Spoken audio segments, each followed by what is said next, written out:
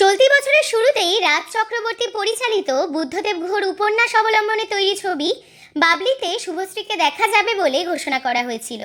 ছবির ট্রিজার সামনে আসার পরেই তা মন কেড়েছিল সকলের।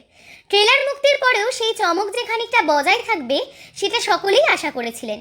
ছবির গান আগেই নজর কেড়েছিল, আর ট্রেলারেও এবার বাজিমাত করলো আবির শুভশ্রীর জুটি।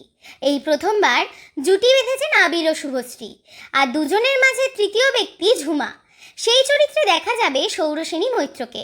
গল্পের নায়ক Abhirup Chowdhury London school of economics থেকে পাশ করা গ্র্যাজুয়েট।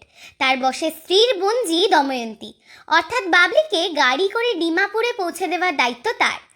ইম্ফল থেকে ডিমাপুরে পৌঁছানোর পথেই অভি আর বাবলির বন্ধুত্বে নতুন রং লাগে। সুন্দরী এয়ার হোস্টেস ঝুমা বাবলির ছোটবেলার বন্ধু। সে অভির প্রতি আকৃষ্ট, সেটা জানতে পারার পর বাবলি বদলে যায়। তার মনে সন্দেহ দানা বাঁধে। ঝুমাকে নিয়ে ভুল বোঝাবুঝি শুরু হয় অভি ও বাবলির মধ্যে। এই ভুল বোঝাবুঝি কি তাদের সম্পর্ক ভেঙে দেবে, নাকি সব ভুল বোঝাবুঝি দূরে সরিয়ে এক হবেন তারা? এই সব কিছুর উত্তর মিলবে, তবে তার জন্য 15ই আগস্ট অবধি অপেক্ষা করতে হবে। বুদ্ধদেব গুহর লেখা এই উপন্যাস আগে অনেক মানুষের মন ছুঁয়ে নিয়েছে।